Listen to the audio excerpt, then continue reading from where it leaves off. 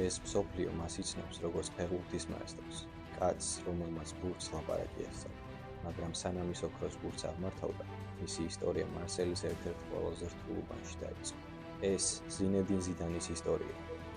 თუ მოგწონთ მსგავსი ისტორიები, გამოიწერეთ არხი და მოიწონეთ ვიდეო.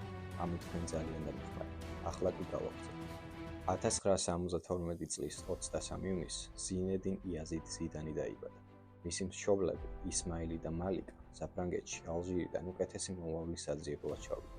ოჯახი მარსელის გარეუბანში, კასტელანში დასახლდა. ეს იყო ადგილი, სადაც უმუშევრობა და კრიმინალი ჩვეულებრივი ამბავი იყო, თუმცა პატარა ზიზუსთვის ეს ადგილი ნამდვილ საფეხბურთო აკადემიად იქცა. ზიზუს 5 დედმამიშვილი ჰყავდა. იგი ყველაზე უმცროსი იყო. როგორც თავად იხსენებს, მას არ ჰქონდა ძვირადღირებული სათამაშო, მაგრამ ჰქონდა მთავარი სათამაშო, ბურთი. კასტელანის ბეტონის მოედნებზე, სადაც დაცემა სისხლიან მუხლებს ნიშნავდა, ზიზუ საათობით ვალიჩშობდა. სწორედ აქ, ქუჩის ფეხბურთში ჩამოუყალიბდა ის ფენომენალური ტექნიკა და ბურთის კონტროლი, რაც მოგვიანებით მის საფირმო ნიშნად იქცა. მისი ბავშვობა არ ყოფილა ფუფუნებით სავსე. მამა მისი ღამის გუშებად მუშაობდა, რათა ოჯახი გამოეკვეთა. სწორედ მამისგან ისწავლა ზიდანმა მთავარი გაკვეთილი. არასოდეს დაივიწყო საიდან მოდიხარ და ყოველთვის იმუშავა იმაზე მეტი, ვიდრე სხვები მუშაობენ. ბავშვობის ოცნება რეალობად იქცა, როდესაც 14 წლის ზიდანი საფეხბურთო კლუბ კანის აკადემიაში მიიწვიეს. ეს იყო გარდამტეხი მომენტი. წარმოიდგინეთ, მორიდებული ბიჭი მარსელიდან, რომელიც პირველად ტოვებს მშობლებს და სრულიად უცხო გარემოში ხდება. თავიდან ყველაფერი მარტივად არ ყოფილა. ზიდანს რთული ხასიათი ჰქონდა. კლუბის ხელმძღვანელობა აიძულებდა მას დასჯის მიზნით ყოველ კვირა სტადიონი დაელაგებოდა. სწორედ აქ ისწავლა მან ემოციების კონტროლი და მიხვდა, რომ მისი მთავარი იარაღი არა მუშტები, არამედ ფეხბურთის თამაში იყო. 1999 წლის 20 მაისი. ეს თარიღი ზიდანის ისტორიაში სამუდამოდ დარჩება. 16 წლის ასაკში მისი დებიუტი შედგა საფრანგეთის ჩემპიონატში, ნანტის წინააღმდეგ. პირველი გოლი ზიზუმ 1991 წელს გაიტანა. ამის აღსანიშნავად კლუბის პრეზიდენტმა მას ავტომობილი აჩუქა, თუმცა ყველაზე დიდი საჩუქარი წინ ელოდა. საფეხბურთო სამყარომ დაინახა მოთამაშე, რომელიც მოედანზე კი არ დარბოდა, არამედ ცეკვავდა. 1992 წელს ზიდანმა კანი დატოვა, მაგრამ ის შორს არ წასულა. საფრანგეთის სამხრეთ-დასავლეთით, მეღვინეობის დედაქალაქში, ბორდოში გადავიდა. სწორედ აქედან იწყება მისი გარდასახვა უბრალოდ ნიჭიერი ბიჭიდან მსოფლიო დონის ვარსკვლავად. მეტსახელი ზიზუ სწორედ ბორდოში შეარქვეს. ეს სახელი მას გუნდის მაშინდელმა მწვრთნელმა, როლან კურბისმა მოუგონა. მას უბრალოდ ეზარებოდა ზინედინის სახელი და მოედანზე მოკლედ. ზიზუს ეძახდა. ეს სახელი კი მალე მთელმა სამყარომ აიტაცა. ბორდოში ზიდანმა იპოვა თავისი იდეალური პარტნიორები, ბიგსტან ლიზარაზუ და კრისტოფ დიუგა. ეს სამეული მოედანზე ერთმანეთს თვალდახუჭული უგებდა. მათ ბორდო საშუალო დონის გუნდიდან ევროპულ ძალად აქციეს. 1999-96 წლების სეზონი ზიდანის ბენეფისად იქცა. ბორდომ ასპარეზობა ინტერტოტოს თასიდან დაიწყო და უეფა-ს თასის ფინალამდე მივიდა. გზად მათ დაამარცხეს ისეთი გრანდები, როგორიცაა ბეტისი, მიუნხენის ბაიერი. თუმცა ზიდანის ყველაზე დასამახსოვრებელი მომენტი მეოთხედფინალი მილანის წინააღმდეგ. მილანი მაშინ ევროპის ერთ-ერთი უძლიერესი გუნდი იყო, სადაც ბარეზი, მალდინი რეათამაშობდა. პირველი მატჩი 0-2 წააგეს. არავის სჯეროდა, რომ ფრანგები რამე შეძლო, მაგრამ იმ საღამოს ზიდანმა ნამდვილი სპექტაკლი მოაწყო. მან 2 საგოლე გადაცემა გააკეთა. ბორდო 3-0 მოიგო და მსოფლიო გააოგო.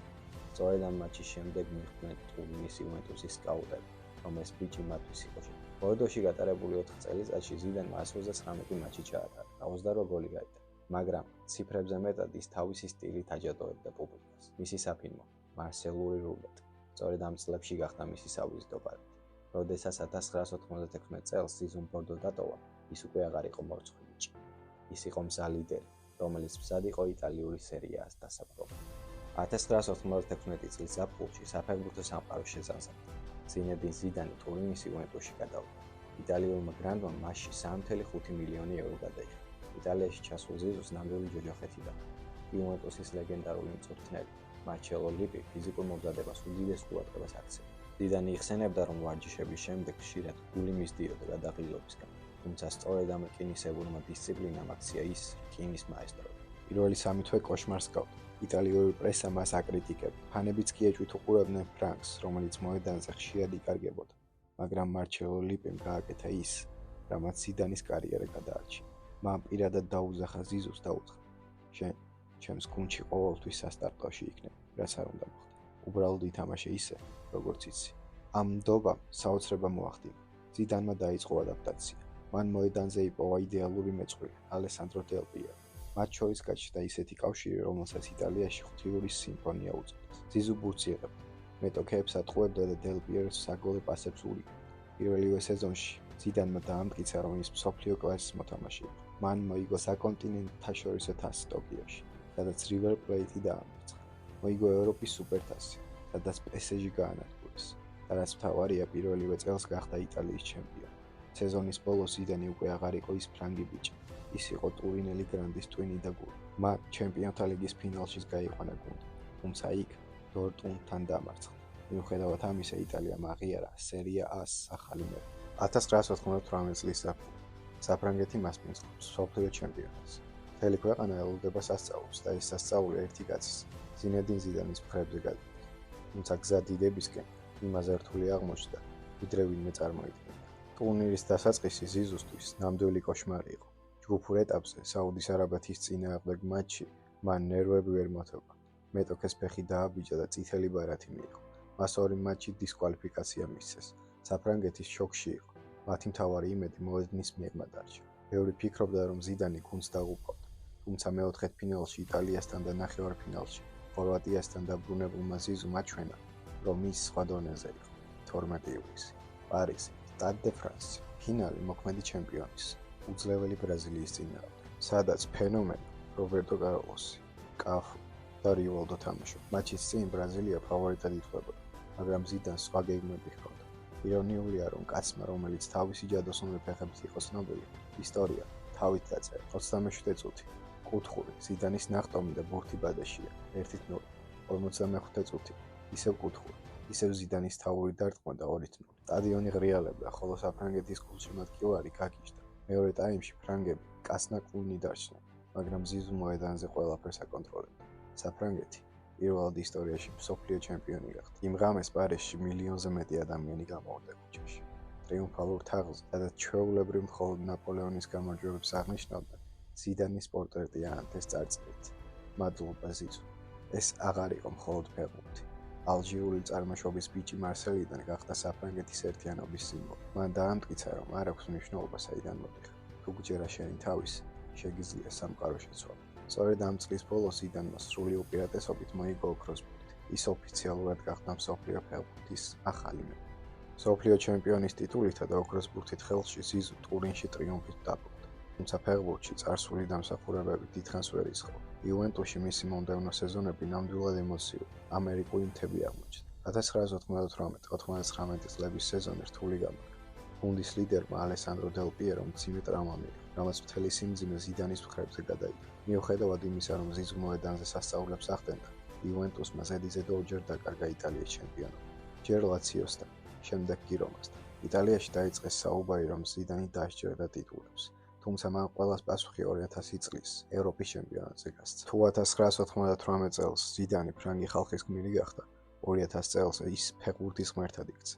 ბევრს ეგონა, რომ მსოფლიო ჩემპიონობის შემდეგ мотиваცია დაიკარგებოდა, მაგრამ ზიზუ ბელგიასა და ნიდერლანდებში სრულიად სხვა განზომილებიდან ჩამოფრენილი დაბრუნდა. ეს იყო ტურნირი, სადაც ზიდანი ბურთს ისე ეპყრობა და თითქოს ის მისი სხეულის გაგრძელება ყოფილიყო. მეოთხედფინალში ესპანეთის წინააღმდეგ მან საოცარი საჯარიმო დარტყმით გაიტანა, მაგრამ ნამდვილი დრამა ნახევარფინალში პორტუგალიის წინააღმდეგ დაიწყო. ეს იყო დაპირისპირება ორ საუკეთესოს შორის, ზიდანი ლუის ფიგუს წინააღმდეგ. იმ საღამოს ზიზუმ აჩვენა ის, რასაც დღეს იდეალურ მატჩს ვეძახით. ის ყველგან იყო, ყველა მეტოქეს ატყუებდა. მის წინააღმდეგ თამაში შეუძლებელი იყო. მატჩის ბედი კი დამატებით დროში ზიდანმა გადაწყვიტა. მან ყველაზე მძიმე მომენტში, ოქროს გოლის წესის დროს, პენალტი, უნაკლოდ შეასრულა და საფრანგეთი ფინალში გაიყვანა. 2 ივლისი, როტერდამი. ფინალი იტალიის წინააღმდეგ. ზიდანს ფინალის წინ იუვენტუსის თანაგუნდელად და მსოფლიოს საუკეთესო დაცვა დახვდა. მატჩი დრამატული გამოდგა. ფრანგები 94 წუთამდე აკრა, თუმცა სილვიან ვილტორმა ანგარიში გაათანა. დამატებით დროში დავით ტრეზეგემ ისტორიული ოქროს გოლი გაიტანა.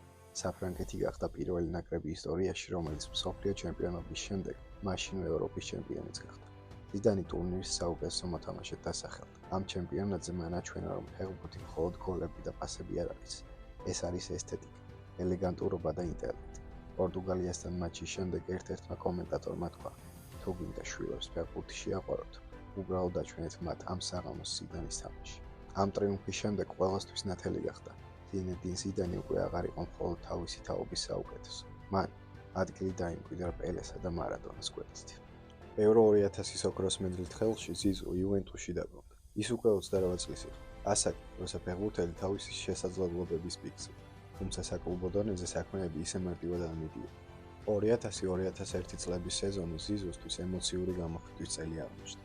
იუვენტუსი იტალიის ჩემპიონობისთვის იბრძოდა, მაგრამ ზიზუს აგრესიულობის გამო პრობლემები შეეყო. ჩემპიონთა ლიგაზე ჰამბურგის წინააღმდეგ მატჩში მან მეტოქეს თავი ჩაარტყა და 5 მატჩიანი დისკვალიფიკაცია მიიღო. იტალიურმა პრესამ კრიტიკის ქარცეცხლში გაატარა. წერდნენ, რომ ის ნერვებს ვერ აკონტროლებდა. მიუხედავად ამისა, მოედანზე ის კვლავ მაესტრო იყო. იმ სეზონში მან 6 გოლი გაიტანა და უამრავი საგოლე პასი გააკეთა, მაგრამ იუვენტუსმა სკუდეტო ისევ ბოლო ტურებში დაკარგა. ამჯერად ტოტის როლს. სწორედ ამ დროს ზიდანის ცხოვრებაში გამოჩნდა ფლორენტინო პერესი. როდესაც პერესმა ის ცნობილი ხელსახოსი გადასცა წარწერით, გინდა ჩვენთან თამაში. ზიდანმა იცოდა, რომ მისი დრო ტურინში ამოწურა. 2001 წლის 9 ივლისი მსოფლიოს სპორტული მედია გამოცხადდა, რომ ზინედინ ზიდანი მადრიდის რეალის ფეხბურთელი გახდა. ტრანსფერის ფასი 150 მილიარდი იტალიური ლირა, დაახლოებით 78 მილიონი ევრო.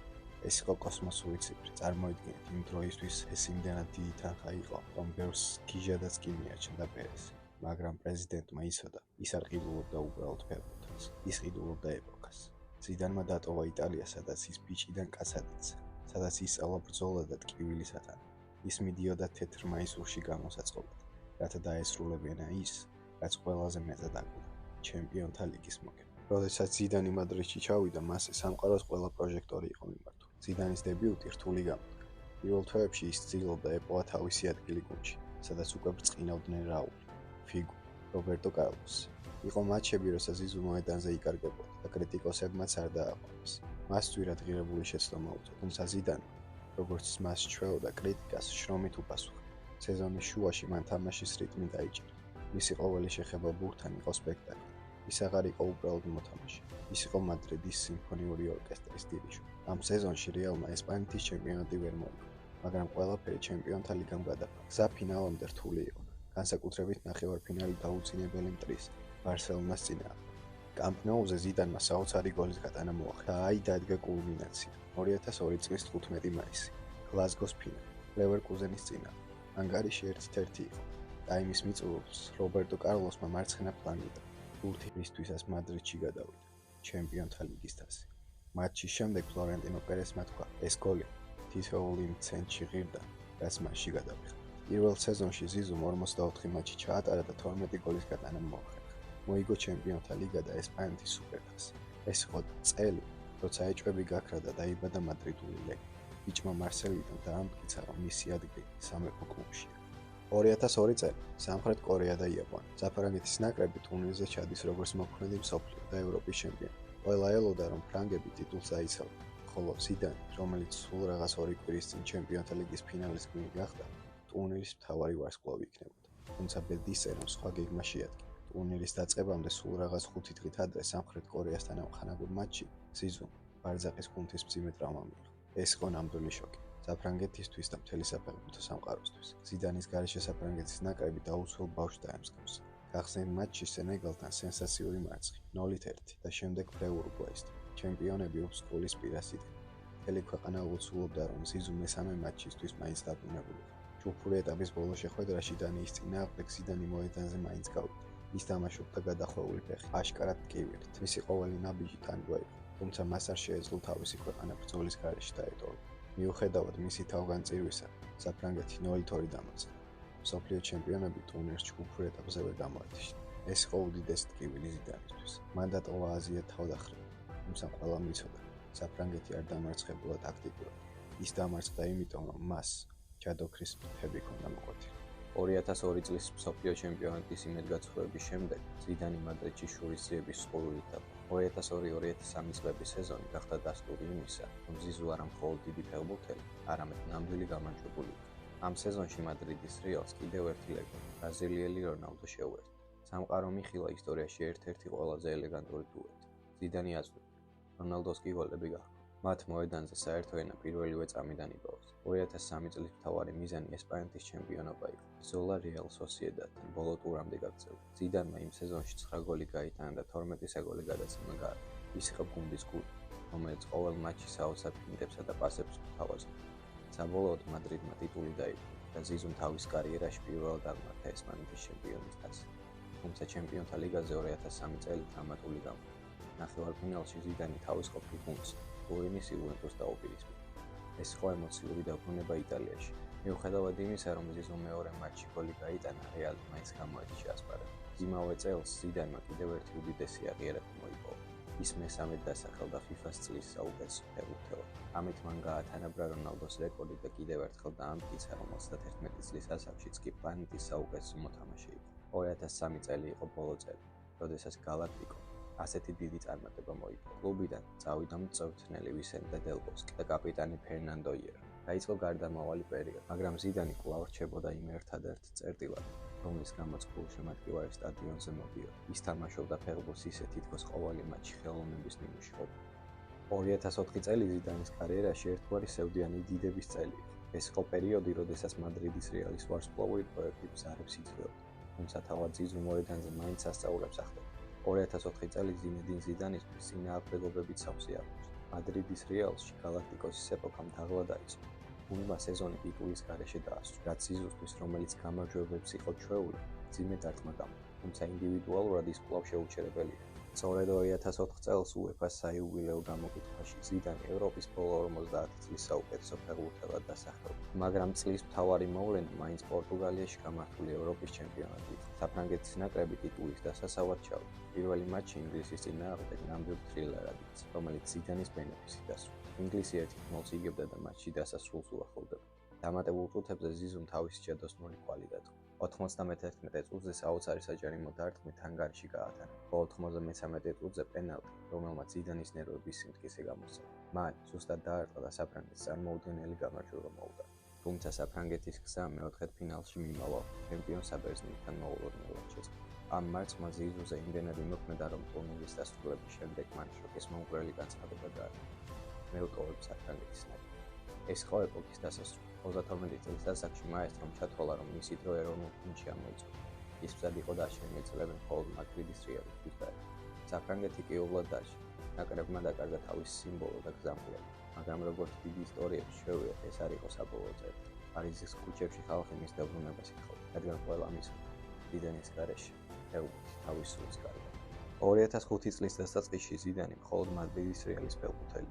ნაკრებიდან წასულმა მაესტრომ თითქოს სიმშვიდე იპოვა, მაგრამ საფრანგეთის ნაკრები მის გარეშე უფსკვლისკენ მიექანება. 2006 წლის მსოფლიო ჩემპიონატის საკვალიფიკაციო ეტაპზე ფრანგები ისე ცუდად თამაშობდნენ, რომ ტურნირის მიღმა დარჩენის რეალური საფრთხე გაჩნდა. მთელი საფრანგეთი ითხოვდა ზიზუს დაბრუნებას. 2005 წლის აგვისტოში მოხდა ის, რასაც საფეხბურთო სასწაული ეწოდა. ზიდანმა საჯაროდ გამოაცხადა, რომ ნაკრებს უბრუნდება. მისი დაბრუნება მყისიერი ეფექტის მქონე აღმოჩნდა. პირველივე მატჩში კოტ-დ'ივუარის წინააღმდეგ მან კაპიტნის სამკლავრით გაიყვანა გუნდი და გოლიც გაიტანა. ზიდანთან ერთად ნაკრებში დაბრუნდნენ ლეგენდარული კლოდ მაკელი, ლილიან ტურა. საფრანგეთის ნაკრებმა სრული შებერა და მსოფლიო ჩემპიონატის საგზური მოიგო. მადრიდის რეალში სიტუაცია რთული რჩებოდა. galactico ტიტულებს ვეღარ იგებდა, რაც ზიდანს ძალიან რგუნავდა. სწორედ 2005 წლის მიწურულს მან გულში უკვე მიიღო გადაწყვეტილება, რომ მომავალი სეზონი მის კარიერის ბოლო აკორდი იქნება. ზიზუ ხვდებოდა, რომ მისი სხეული ისე აღარ ემორჩილებოდა როგორც ადრე, მაგრამ მისი გონება კვლავ წინ უსწრებდა დროს. ის ემზადებოდა თავისი უკანასკნელი ყველაზე დიდი გაელვებისთვის, რომელიც 2006 წლის ზაფხულში გერმანიის სტადიონებზე უნდა მოხდარიყო. 2006 წლის აპრილში ზიდანმა მსოფლიო შოკში ჩააგდო. მან გამოაცხადა, რომ მსოფლიო ჩემპიონატის შემდეგ ფეხბურთიდან სამუდამოდ მიდიოდა. მისი ბოლო მატჩი სანტიაგო ბერნაბეუზე ვილიარეალის წინააღმდეგ ტირილის გარეშე ვერავინ იქნა. სტადიონზე ყველას 5 ნომრიანი მაისურიეს, ხოლო ზიზუ მოედანი ცრემლიანი თვალებით დატოვა.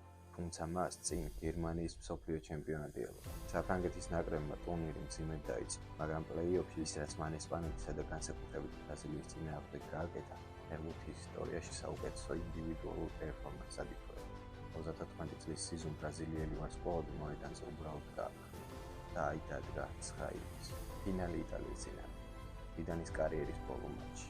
მან გაბედა და მსოფლიო ჩემპიონატის ფინალში ბუფონს ანი კასტილში იავდა, თუმცა მარკო მატერასი ანგარიში გაატარა. მატჩი დამატებით დროში გადავიდა. დაძაბულობა პიკზე იყო მისული.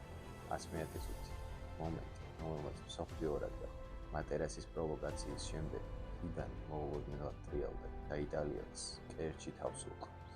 საჯმა მას წითელი ბარათი უჩვენა. კადრი, სადაც ზიდანი თავდახილი ტოვებს მოედანს და გვერდს უვლის მსოფლიო თასს, რომელსაც ხელითაც ვერ ეხება. სპორტის ისტორიაში ყველაზე სევდიანი კადრი. საფრანგეთი პენალტების სერიაში დამარცხდა. ზიზუმ კი კარიერა არა ტრიუმფით, არამედ მარტოობითა და ტკივილით დაასრულა. მოგვიანებით გაირკვა, რომ მატერასი მის ოჯახს კერძოდ მის დას შეურაცხ ყოფა მიაყენა. ზიდანმა თქვა: "მე ადამიანი ვარ და ჩემს ღირსებას ვერავინ შეეხება." მიუხედავად წითელი ბარათისა, ის ტურნირის საუკეთესო მოთამაშის დასახელდა. ის წავიდა როგორც კაცი, რომელმაც არჩია დარჩენილიყო ერთგული საკუთარი პრინციპების, საკუთარი ოჯახის, ვიდრე მოიგო თასი ღირსების მასა. ეს იყო ზინედინ ზიდანის ეპოქის დასასრული. კაცი, რომელმაც დაამტკიცა, რომ ფეხბურთი მეტია ვიდრე უბრალოდ თამაში. 2006 წლის იმ დრამატული ფინალის შემდეგ ზიდანი ჩრდილში გადავიდა. ბევრს ეგონა, რომ ის მშვიდი ცხოვრებით დაკავდებოდა, ოჯახთან ერთად დროს გაატარებდა და ფეხბურთს მხოლოდ ტრიბუნებიდან უყურებდა. თუმცა მაესტროს გარეშე ფეხბურთმა დიდხანს ვერ გასცა. რამდენიმე წლიანი პაუზის შემდეგ ზიზუ მადრიდის რეალში დაბრუნდა. ის ჯერ პრეზიდენტის მრჩეველი იყო, შემდეგ კი ჟოზე მოურინიოსა და კარლო ანჩელოტის ასისტენტად მუშაობდა. სწორედ ანჩელოტის გვერდით 2011 წელს მან მწვრთნელის რანგში პირველი ჩემპიონთა ლიგა მოიგო. თუმცა ნამდვილი ისტორია 2016 წლის იანვარში დაიწყო. რეალი კრიზისში იყო და ფლორენტინო პერესმა გარისკა. მთავარ მწვრთნელად ზიზუ დააბრუნდა. ბევრი სკეპტიკურად უყურებდა ამ გადაწყვეტილებას. ამბობდნენ, დიდი ფეხბურთელი არ ნიშნავს დიდ მწვრთნელს. ზიდანმა კი ყოველს პასუხი ისტორიული მიღწევებით დასცა. მან გააკეთა ის, რაც ფეხბურთის ისტორიაში მანამდე ვერავინ შეცვალა. ცედიზე 3 ჩემპიონთა ლიგის თასი. მან რეალი მსოფლიო ფეხბურთის აბსოლუტურ დომინანტად აქცია. ზიდანი აღმოჩნდა მწვრთნელი, რომელსაც არ სჭირდებოდა ზედმეტი ღვაწლი. მისი ავტორიტეტი იმდენად დიდი იყო, რომ კრისტიანო რონალდოც მას უსიტყვოდ ემორჩილებოდა. მწვრთნელის რანგში მან რეალში ჯამში 11 ტიტული მოიგო, მათ შორის ორჯერ ესპანეთის ჩემპიონატი. 2021 წელს მან მეორედ დატოვა კლუბი და მას შემდეგ პაუზა იყო. დღეს ზიზუ დროს ოჯახს უყურებს. მისი 4-ვე ვაჟი ფეხბურთელია. ის კი ხშირად ჩნდება საქველმოქმედო მატჩებში, სადაც 50 წელს გადაცილებული კი ისეთივე ელეგანტურობით ეხება ბურთს, როგორც 20 წლის. საფეხბურთო სამყაროში ბევრია ვარსკვლავი, მაგრამ ცოტაა ისეთი, ვინც თამაშის სული შეცვალა. ზინედინ ზიდანი არ ყოფილა უბრალოდ ფეხბურთელი. ის იყო მხატვარი, რომლის სტილი მწვანე მინდორი, ხოლო ფუნჯი საკუთარი ფეხები იყო. მის კარიერაში იყო ყველაფერი. ბეტონის მოედნებიდან ჩემპიონთა ლიგის ოქროს თასამდე, მარსელის მტვრიალი ქუჩები, პარიზის ტრიუმფალურ თაყვანს. მან დააგემოვნა უდიდესი დიდებას, ყველაზე მწარე მარტოობას. ბევრს ის 2006 წლის იმერთი დარტყმით დაამახსოვრდება. ბევრს გლაზგოს ცაში გაელვებული ცხრიანით, მაგრამ ზიზუ ამაზე მეტი. ის არის მტკიცებულება იმისა, რომ გენიოსობა სიმშვიდეშია. ის არის კაცი, რომელიც ბურთს ეეხებოდა თითქოს ეფერებოდა. კაცი, რომელმაც ათასობით გვაქვს საჩვენა, რომ ფეხბურთი შეიძლება იყოს ხელოვნება, პოეზია და თავად ცხოვრება. ეს როცა სტადიონები სხვა გმირებს ეძებენ, ჩვენ მაინც იმ 5 ნომრიანი მაისურს და იმ ელეგანტურ მოძრაობებს მივდივით. იმიტომ რომ ფეხბურთელები მოდიან და მიდიან. ზიდანი კი სამუდამოდ ჩვენს გულებში რჩება. მადლობა, რომ იყავით ჩვენს გვერდით და ერთად გავეხსენეთ მსოფლიოს საუკეთესო 5 ნომრის ისტორია. თუ მოგწონთ მსგავსი ვიდეოები, გამოიწერეთ არხი და მოიწონეთ ეს ვიდეო. ამით თქვენ ძალიან დამეხმარებით.